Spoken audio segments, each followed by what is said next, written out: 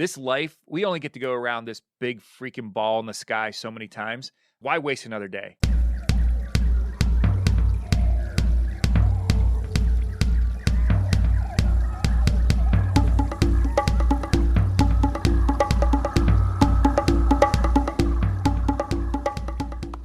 Well, hello to you too. Welcome back to the Wild Business Growth Podcast. This is your place to hear from a new entrepreneur every single Wednesday morning who's turning wild ideas into wild growth. I'm your host, Max Brandstetter, founder and podcast producer at Max Podcasting. And you can email me at max@maxpodcasting.com to save time with your high-quality podcast. This is episode 45 past 2, and today's guest is Joe Altieri. Joe is the founder and president of FlexScreen, the world's first and only flexible window screen. And say that 25 times fast. But Joe has an incredible business, and in this episode, we talk taking the roller coaster of entrepreneurship by the horns, which combines several metaphors there, partnering with the right people, how to manage funding, and dealing with the pretty high-pressure environment of entrepreneurship, as well as making sure that you have time for your hobbies, making sure you have time for your family, for your friends, for things outside of work, and how to keep powering through when times are tough. It is Joe. Enjoy the show.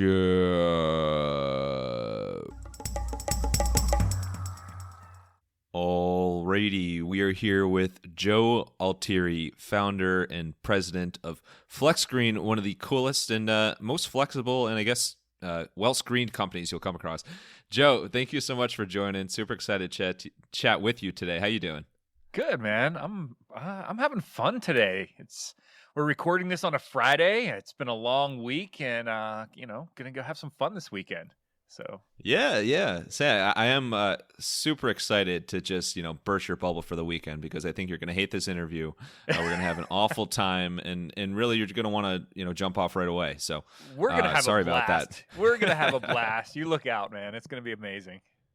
No, I'm really excited, and of course we're gonna get to your FlexScreen story. But before that, I mean, you have an amazing background in serial entrepreneurship, in inventing, and I saw from your background that for a while you were on a quest for a better mousetrap. So what was that story? Well, the better mousetrap is kind of just the symbol for something that's been out there for a long time that you're trying to improve. You know what I mean?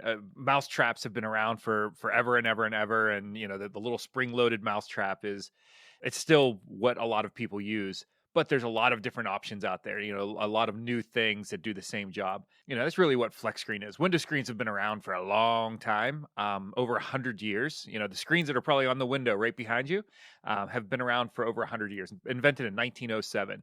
That is a really long tradition of a product staying exactly the same. And when our screen came out, it was like what in the heck? Something changed on something that's really a basic product. That's the better mousetrap that we've created. I love the analogy there. Now, did you ever have any interest in actual mousetraps, or you just like the metaphor there? No, it's just a metaphor. So, all right. So clearly well-versed from the metaphor standpoint. But taking it back to your early years, what is it that initially got you excited in potentially inventing something or some things one day? I have been trying to not work for people for my entire life.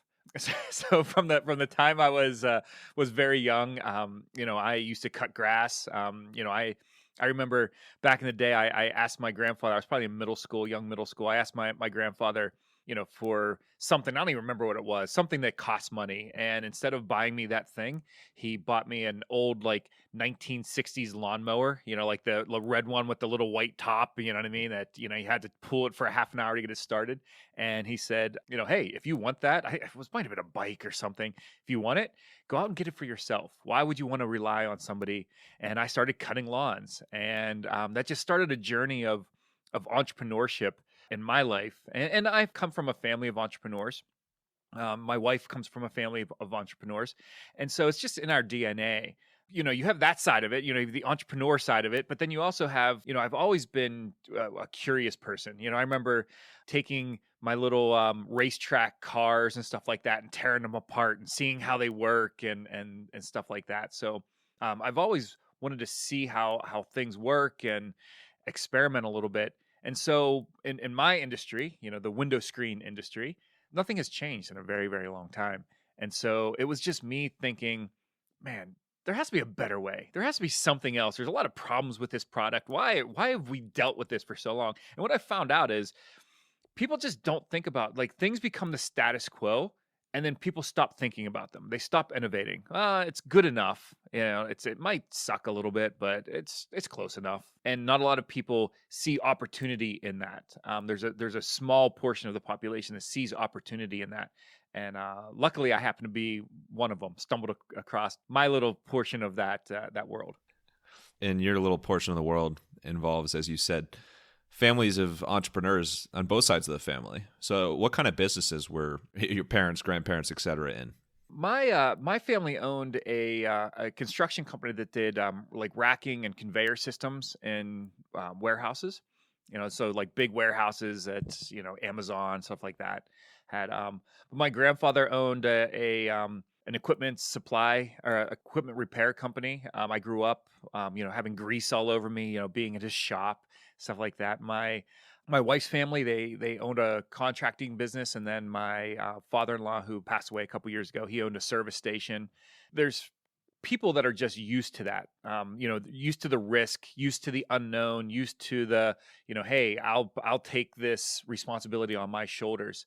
It's not better or worse. It's just there's people that are just accustomed to it, and luckily for me, I was one of them. Growing up with grease all over you, first I thought of Grease, the movie, Grease Lightning, but I think that's a different kind of grease. It's definitely a different kind of grease. What is your advice for the best way to get grease off of you? It's funny. There's a product called Gojo soap. Yeah, the big, like huge orange containers, right? Yeah. There's orange, and then there's like white ones too, and it has like this distinct smell. And I remember growing up, that was how we would have to clean off all the grease and stuff. Then you go like years and years and years without smelling it. You know what I mean? And then as an adult, I remember buying some, and I was like, oh, this is like grandma's cookies. Like it was just like, it was such a familiar smell. But yeah, so Gojo or lava soap's always good. Rips off that top layer of skin. So you've tapped into a very obscure point of nostalgia for me, because my first job ever was in high school. I'd work over the summer at shout out Lou DeMarco. He had a t-shirt printing company, so it was called ABL Screen Printing. So I was like a t-shirt screen printer, and it was like the screen printing and the squeegee and the ink and all that stuff. But as you can imagine, that ink gets everywhere. So I'm wearing like old shorts and old t-shirt while I'm doing it, and rocking out to stuff on my iPod with wired headphones at the time. And they had like giant vats of Gojo. That was like your way. And it probably took still like, 10, 15 minutes to like wash your hands and clean everything off by the end of the day. But yeah, that's some serious industrial stuff. So I'm glad to hear that helps with the grease as well. So let's get to FlexScreen. So from screen printing to FlexScreen, which I didn't anticipate, but made a perfect screen segue for this interview. You, as you alluded to, are disrupting an industry that hasn't made many improvements to the Mousetrap in a long time. So this idea got started in a garage. Can you take us into that garage? So again, in the window screen industry, the window screen is made out of painted aluminum. That's what traditional screens, like most people have in their house, are. And so there's a lot of damage that happens with those. As a matter of fact, for a window manufacturer, that's most of our customers, we sell directly to the people that are making windows, and they put our screens on, and then they go out to the homeowners. But for them, window screen damage is the number one complaint in our entire industry, in the entire window and door industry. And I was a sales rep for, I would sell pieces and parts to window manufacturers. I would sell things like silicone and glass and hardware. And one of the things I sold were window screens. So my customers had a lot of complaints about window screens. I mean, it's like 3 to 5% of the window screens that get produced have to be repaired or replaced before a homeowner is happy. And that's with brand spanking new windows. So it's a huge number. So this was just me going, man, there has to be something else. There has to be a better way, something that's not going to get damaged as easy as regular old time, window screens. And so I just started walking around Lowe's and Home Depot going, can I make a screen out of that? Can I make a screen out of that? Can I make a screen out of that? And I just started buying stuff. And again, this is just kind of a hobby. I set up a little workshop in my house garage. Told my wife, I'm like, hey, I'm going to pull your Yukon out for maybe like a week or two. I'm just going to do some, little hobby thing. 2 years later, I finally had this prototype of what is now FlexScreen. And it was just nights and weekends. It was, like I said, it was kind of a passion project.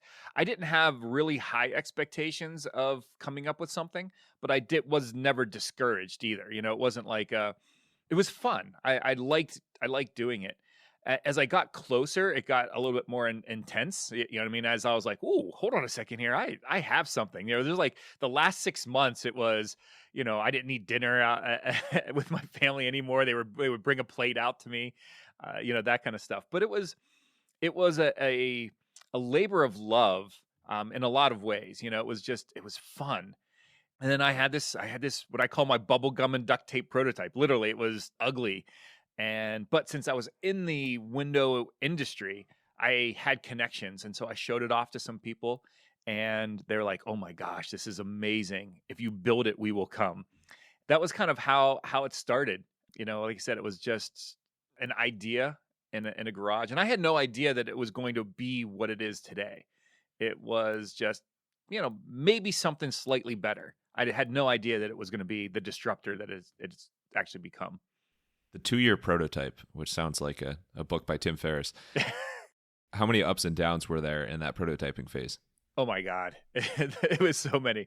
Yeah, I definitely cleaned up the garage probably a dozen times where I was like, threw a bunch of stuff away. I mean, I failed 1,000 times. I mean, it was over and over again, ways that it just didn't work. I don't want to say it was all like fun. There was a lot of frustrating times. I learned a lot. Our product is made out of spring steel. So I had to learn how to form spring steel and how to anneal it and, how to make it do the things that I wanted to do. So I got a little education in metallurgy and I was trying to go back to my high school science days, trying to think through things. But man, I failed a lot, an awful, awful lot. Was it the fact you're based in Pittsburgh? You were like, we need to incorporate steel in this somewhere.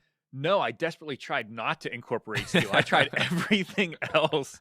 And the reason that I came up with steel, as the prototype was just, I had gotten into this experimental mindset. So I was just trying a bunch of different things. And I had an office in my house and I needed an outlet run with, it was like Cat 5 cable or something like that. So we had an electrician came in and he used a electrician's fish tape. I don't know if you've ever seen that. It comes on a big reel and then he fishes it down through the wall and he grabs onto the wires and he pulls the wires up through the hole that he made. And as he was doing that, I was watching him. I'm like, what is that? And he's like, oh, it's a fish tape. I'm like, what is it made out of? He's like, yeah, it's like spring steel. It's essentially like a big tape measure, for lack of better way of describing it. And I said, where can I buy that? He's like, oh, Lowe's has them. So that's where I bought mine. So I went up to Lowe's and bought 6 of them because that's what they had on the shelf. And I bought them all and I brought them home. Fun fact: when you open one of those up, they're under pressure. And the spring steel, when you open them up, they explode all over the place. Like there's like 100 feet of steel in these things, and you just go, oh my God. It's just like this big tangled mess. That was what my first real prototype, the first working prototype, came from electrician's fish tape because a guy ran a wire through my wall. So that's the kind of the experimentation that I was going through. Like literally, I was like, I'll make a screen out of anything, and that was how it started. And what part of the actual screen uses that material? It's the frame part, the outside that holds that mesh that blocks the bug. So it's the outside part. So one of the trickiest parts of your product. And it looks awesome. It works awesome. But when I first came across it, I'm like, how in the world do you get it to like be flexible and not break? It's like the bend but not break defense. It's like the bend but not break, window screen. How did you come up with the flexibility aspects of it? That was actually an accident. That wasn't the intent. Once I had this, okay, I can make this out of steel. I started looking at, man, again, this is just like silly stuff. I'm like thinking back. The Barbie pop-up tents, or like that was my daughter. I have daughters, I have 3 daughters, younger daughters. They had one of those pop-up tents that, starts off as like this little circle and then you open it up and, and it just pops into this, But they have them for like hunting blinds or, like the blind for the sun blocker for your car, where you put it in your windshield. All the same concept. There's spring steel on the outside of those. And so I kind of took this electrician's fish tape that was made out of spring steel, and then this concept of the Barbie pop-up tent. I went to some spring companies and said, how do I do something like this with something, like one of these things? They kind of guided me through, again, the physics and the metallurgy of springs, and came up with the right material to make our frame work the way that we want. So it has to be strong enough to hold a shape, but weak enough that it's still flexible. So once you refine those, the Barbie and tape measure infused design and everything in that explosive space, once you got the product in a good place, what were those first steps to actually like getting it out there and, starting to make money and like turning this into a business? One of the things, and again, this goes back to just the mindset that I was in where, I have no pride when it comes to any of this stuff. Like I ask for help all the time.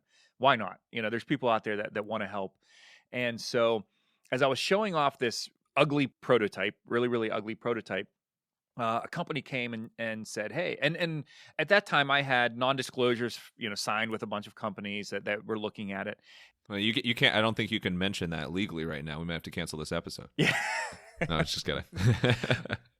I had also filed some preliminary patents. So our first patent application had gone in. So, I was starting to get protected from the IP side.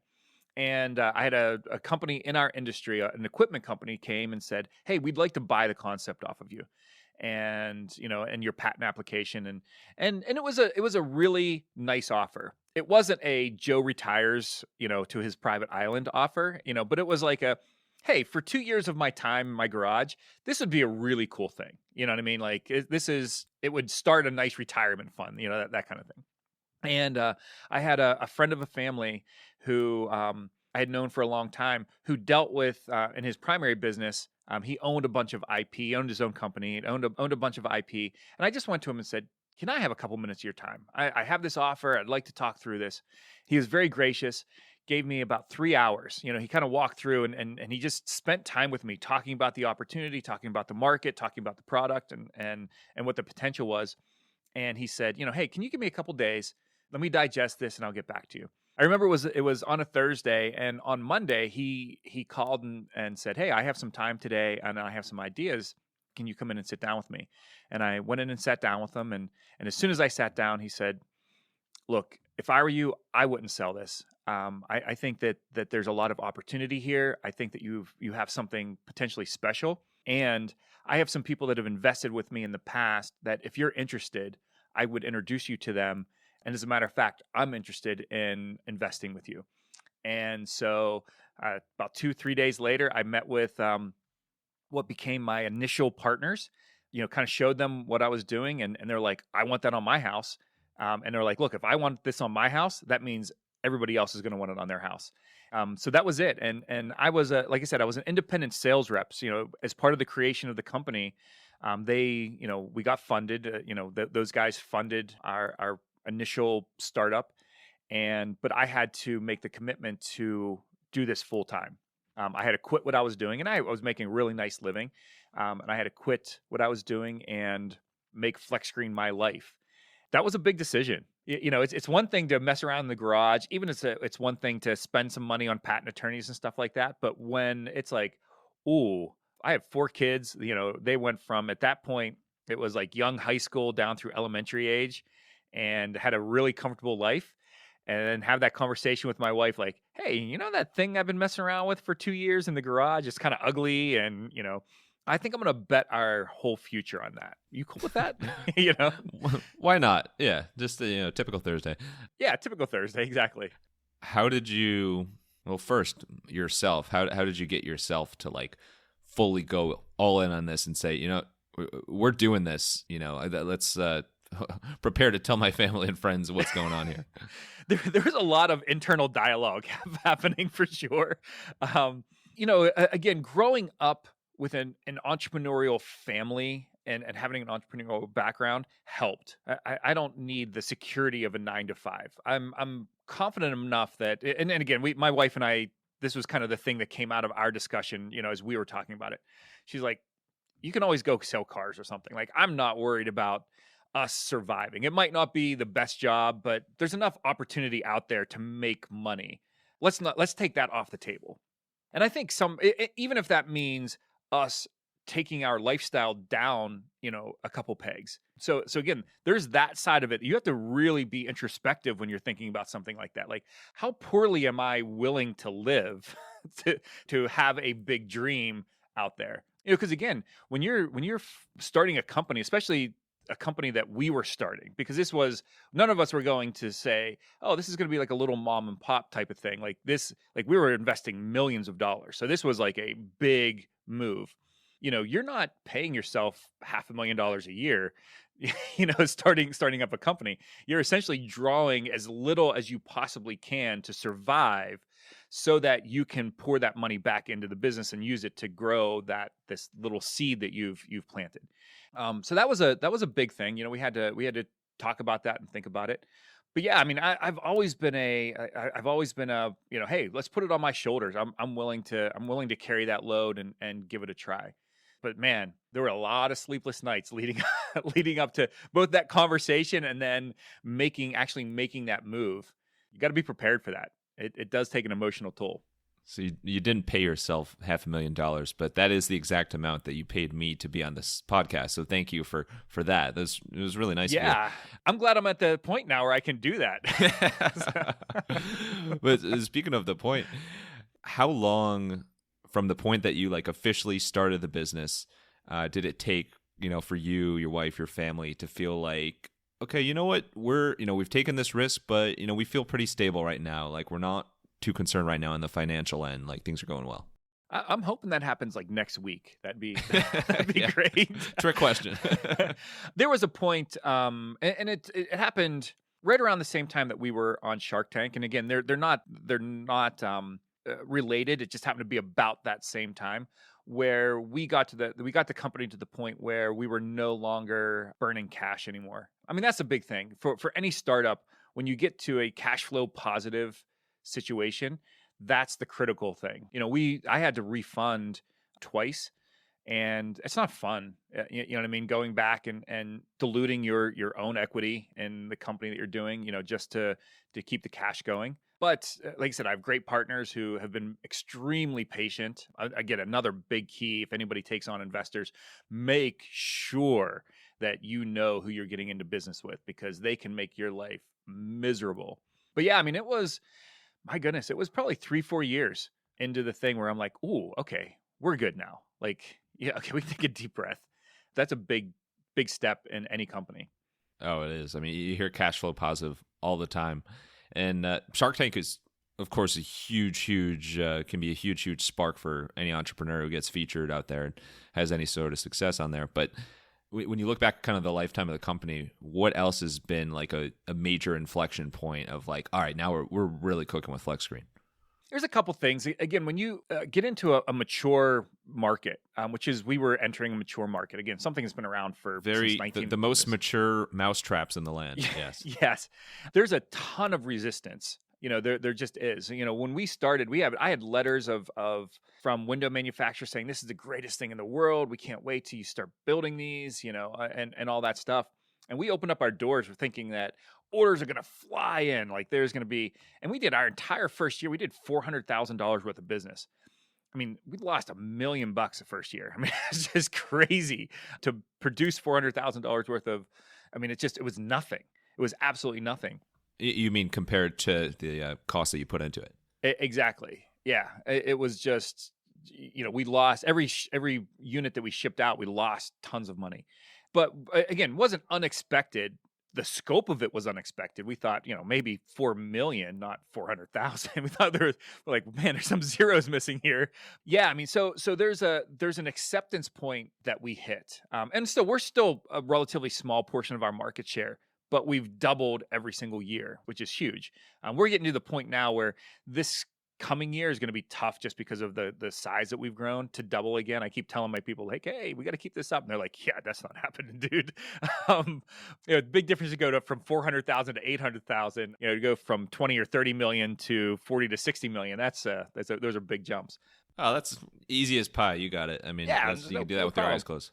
But yeah, that's really the biggest hurdle was for us, was just acceptance in the marketplace. And of course, we were kind of on a track for that, and then Shark Tank propelled that. That's the Shark Tank effect that you hear about, is you have that many people seeing your product on national TV, and then you also have the reputation of Shark Tank.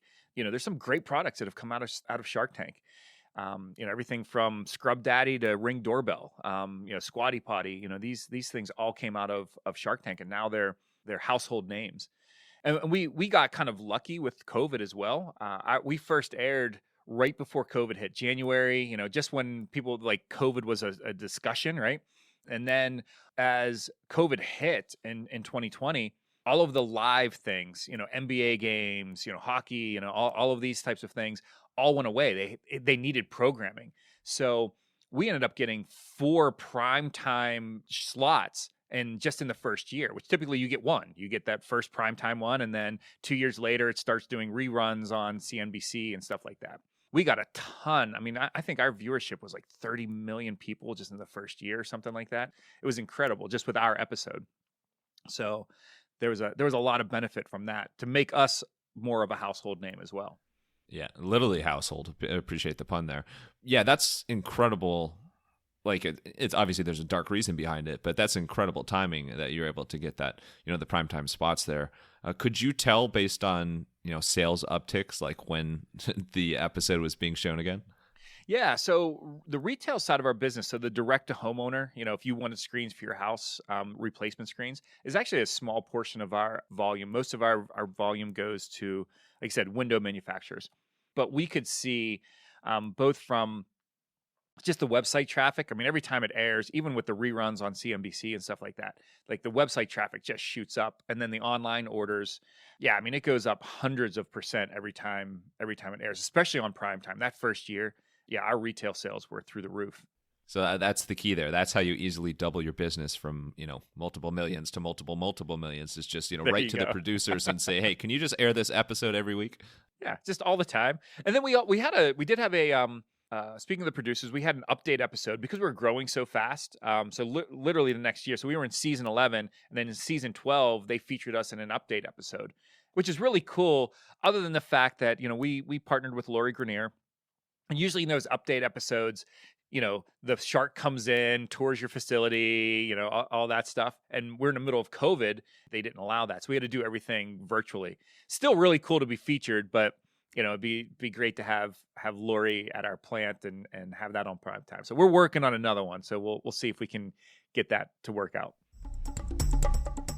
While Joe's working on that one, I am working on the next greatest pun / worst joke that you've ever heard to include in the next week's newsletter.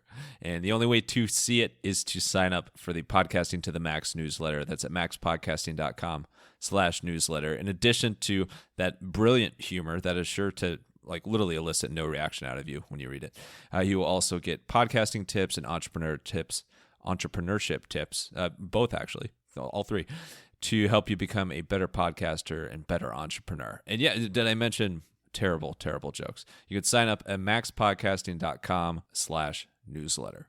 Now, let's learn a bit more about Go Joe. Couldn't resist.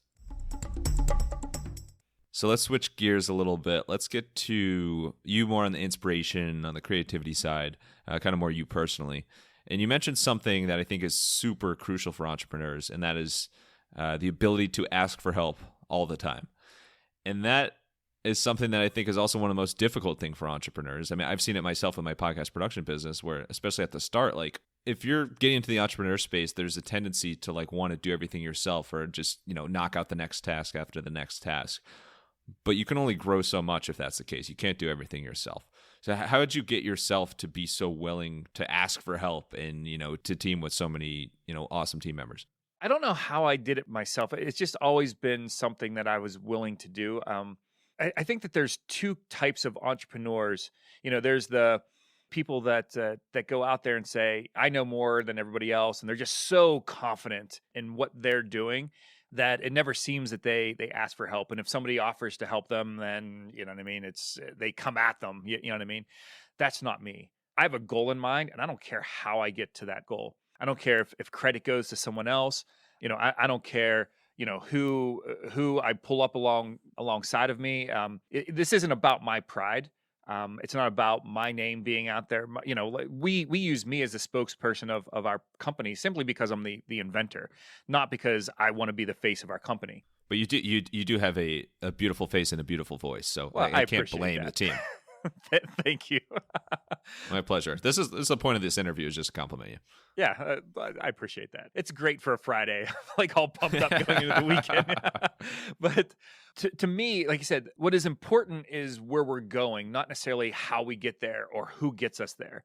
I'm one of those guys that I'm smart enough to know that I don't know very much, if that makes sense. That's the thing. And man, my team is so awesome. The people that I have, so that gentleman that I spoke about earlier that I went to for advice, he is one of my business mentors. I mean, I come to him, I talk to him a lot. He's willing to help me. He bumps me in different directions. Like, hey, have you thought about, even my partners, they're not involved in any of the day to day, but man, are they fantastic advisors. They're people that have done big things. They might not be the same things that I'm doing, but they just have great advice and they have great insight. And so I don't know, man, I look at the people around me, and the advice that they can give and the direction that they can help me with as tools.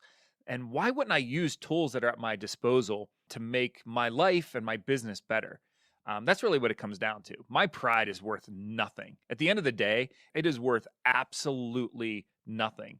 But man, the advice that somebody can give could be the difference between your business being a success and a failure. So why would you possibly put your pride above, something that can help you out? That's a really, really important point. And I think another thing entrepreneurs struggle with is, especially when you're like early on building the business, is like keeping that free time in your life and like finding ways to unwind and unplug and things like that. So what is your absolute favorite thing to do outside of work? I like to travel. My wife and I, travel quite a bit. We're warm weather travelers, so we make it a point. How dare you want to enjoy the warm? That's crazy. I know. Quite a few years ago, we started making it a goal to travel somewhere together at least once a quarter. So once every 3 months, we have a trip, and it could be a long weekend, or something, something better. We use a lot of, I travel a lot for my business. So we have a lot of airline and hotel points. And so we'll go places, just using those types of things. I love that. I really do. I work a lot, just, again, it's just the nature of being part of a growing business. And so changing the environment that I'm in. So even though I might be working from somewhere that's warm, you know what I mean, for at least a couple hours, a day, it just rejuvenates me. I'm also an outdoors person. I love being outside. I love mountain biking, being out in the woods, doing stuff like that. So those things are important. But I make it a point to try new things. I just bought a guitar. Never played the guitar before. It's just one of those challenging things. That's a wonderful can of worms you're opening. Yeah. Yeah. Like my fingers are sore. You know what I mean? Like, like they're all, they have that numb feeling, but yeah, I mean, I just like doing new stuff, and especially things that don't allow me to think about work. Mountain biking, I have to be lost in what I'm doing. I can't be thinking about work or you end up, face down in the mud. Playing the guitar, I cannot think about anything else other than where to put my fingers when I'm trying to hit a G chord. I can't think about window screens or, how many of my team members, are what they're doing, where they're at, all those types of things. I have to be lost in what I'm doing for that to be successful. And I like those types of activities. So let's wrap up with some rapid fire Q&A, which is just going to be asking you every different chord that you've learned so far, but no, not really. But rapid fire Q&A, you ready for it? Sure, let's go. All right, let's get wild and let's get flexy. Who is your favorite guitarist of all time? Jimi Hendrix. Absolutely.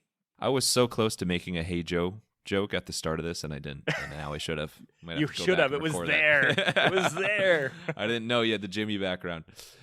You have some pretty cool tattoos. What's your favorite tattoo on your body? Favorite tattoo. I have one. It's kind of hard to see, but it says "This will not last." It's on my wrist. And it was something that my grandfather used to tell me. My grandfather, I've mentioned him a couple times, was a big influence in my life. He was just that calming influence. And he used to tell me all the time, good or bad, remember that this will not last. If you're going through bad times, remember that this will not last. Tomorrow's another day. If you're going through good times, make sure that you're holding on to them because they're not going to last either. And it's one of those grounded pieces of advice that I thought it was so pertinent that I actually got a tattoo that says it. Yeah, that's amazing advice. I think back, this interview is now sponsored by Tim Ferriss because this is the second mention of him. But I think back, I think it was in 4 Hour Workweek that he said that no matter, if you feel like you have the worst work day in the world, in the grand scheme of things, when you look back like many, many years later, like those little things that you were like really stressed about or upset about at the time, like really aren't going to matter that much in the long term. So that's a good kind of the same mindset that it's really comforting to think that way.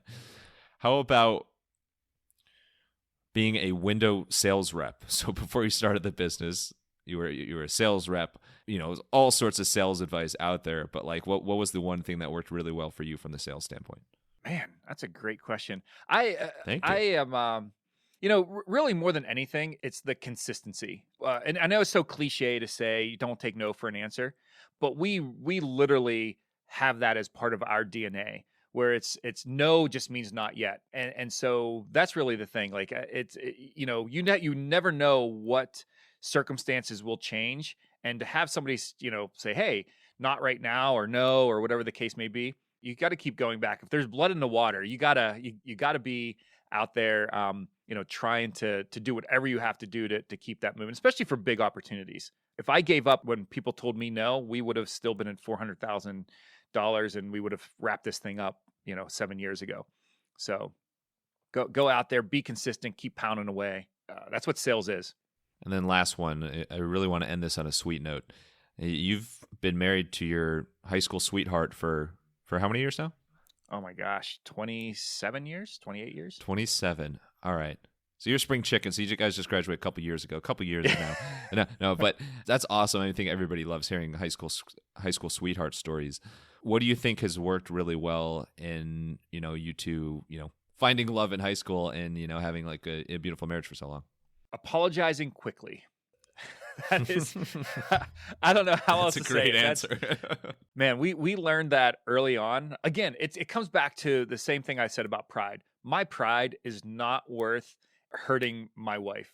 Now, again, don't get me wrong. We have arguments, all that stuff.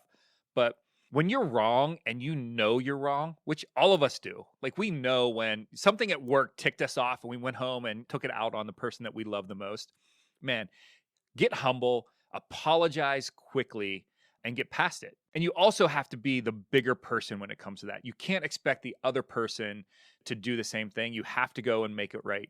That's just respecting and loving that other person. So, but apologize quickly. As soon as you realize that you were wrong, don't drag it out. Just go get it over with, apologize, and call it a day. Well, I apologize for how corny this interview has been, but Joe, thank you so much. This has been an absolute blast. Just love what you do with FlexScreen and love learning about your personal life as well. Thank you so much for coming on. And where is the best place for people to learn more about FlexScreen and try it out themselves, as well as connect with you online? Yeah, so a couple things. If people want to see FlexScreen in action, they can go on Hulu or where else and watch our episode on Shark Tank. It was season 11, episode 12, and then season 12, episode 12 was when they did the the where have you been type of episode. But FlexScreen.com, which is FlexScreen, FlexScreen.com, you can order screens. You go to HomeDepot.com/FlexScreen if you want to order them through Home Depot. I do some podcasts and write some blogs and stuff just about my journey. So there's some other Shark Tank entrepreneurs on there, and you can check that out at joealtieri.com, which is JoeAltieri.com. Perfect. And you nailed the spelling bee. I didn't even have to ask you any spelling questions. You brought it. And then last thing, final thoughts. It could be a quote, another tattoo, whatever you want, just kind of words to live by. Send us home here. If you have an idea, if you have something that you want to do, stop thinking about it and just get started. You got to take that first step. There is just absolutely this life. We only get to go around this big freaking ball in the sky so many times. Why waste another day? Get started. Do what you want to do. Get started on that journey. As Jimi Hendrix once said, or many, many, many times said, "Hey, Joe." Joe, thank you so much for coming on the podcast, sharing your FlexScreen story and all your tips, business, life, beyond. And thank you, wild listeners, for tuning in to another episode. If you want to hear more wild stories like this one, make sure to follow the Wild Business Growth Podcast on your favorite app and tell a friend about the podcast. And then try out FlexScreen with them and you compare sizes of your FlexScreen. You can also find us on Good Pods, where there are good podcasts and podcast recommendations. And for any help with podcast production, you can learn more at maxpodcasting.com and sign up for the Podcasting to the Max newsletter. That's at maxpodcasting.com/newsletter. Until next time, let your business run wild. Bring on the bongos!